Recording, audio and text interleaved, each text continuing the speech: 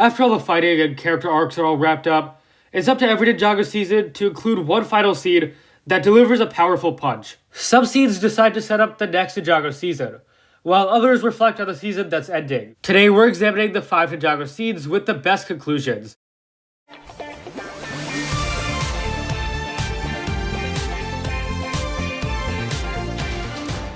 Hey guys, welcome back for a new top 5. This video is specifically about the conclusion scenes themselves, not the finale episodes or the final battles. That's all I need to clarify, so let's begin.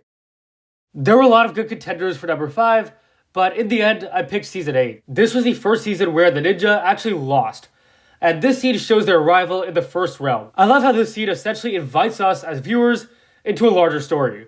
Season 8 is the beginning of the Oni trilogy, and this scene promises so much more to come. It's also a nice juxtaposition with the rest of season 8, which is largely centered in Ninjago City, giving us this urban feel. However, this final scene takes us back to the days of dragons and Oni, and it's a much more traditional feel. This was a fantastic ending, and a very surprising one too. It paved the way for another incredible season.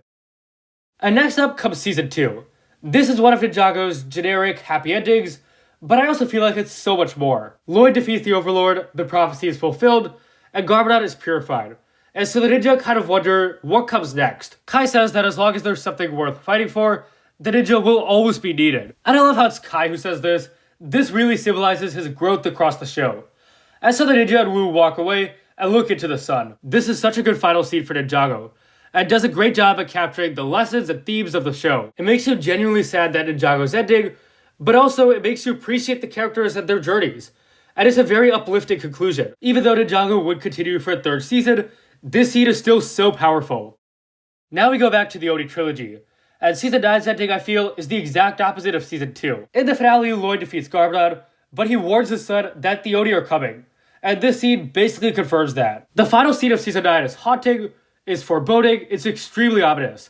Even though Ninjago's at peace for now, something far worse is on the horizon. The background music and the slow rendition of the Oni theme really cement this feeling. The end credits are fantastic too, featuring a rendition of the overture, which is definitely darker, and it kind of trails off and transitions into the Oni theme.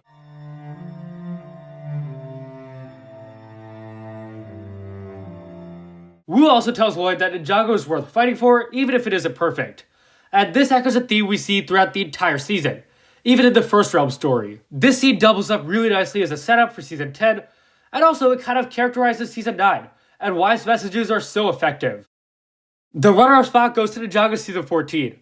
After Nia sacrifices herself, the ninja hold a memorial. And the mood, of course, is very somber. But in its final seconds, season 14 shows us Nia's new life, in the ocean where she does appear to be happy. I love this contrast and how unique season 14 is, because Nia's memorial is very similar to a funeral.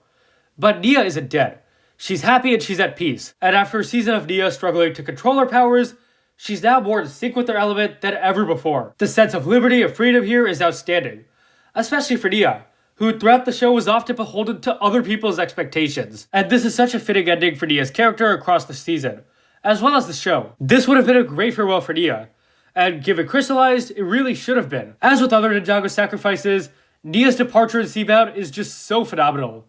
But there's one big sacrifice we haven't discussed yet. Without a doubt, the final scene of Rebooted takes number 1.